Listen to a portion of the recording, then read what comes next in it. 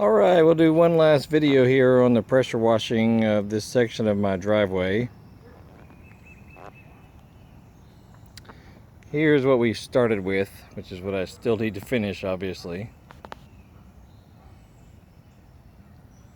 And here's how it ended up.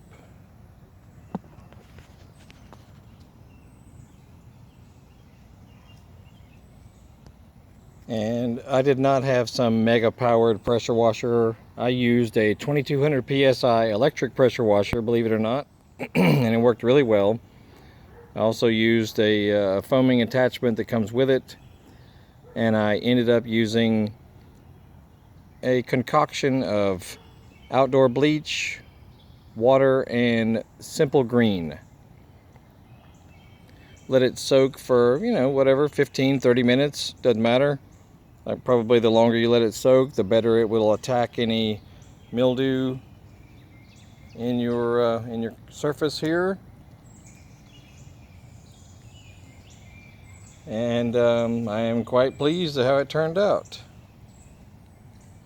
See my other videos where I did a few comparisons of some popular and highly rated concrete and general dirt removers.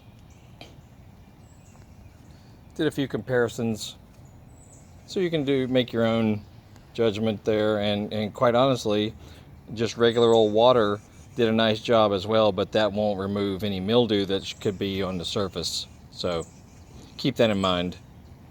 But just good old outdoor bleach with water does fine, and for good measure I threw in some simple green regular. Let it soak for a while and then blast her off, and there's before and after. So we've still got more left to do. Got to go all the way up there with it and all the way up this walkway with it.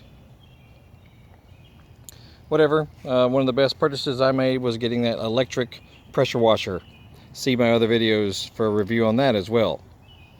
Really handy, inexpensive, quiet, and it works. So there you have it. Y'all have a great day.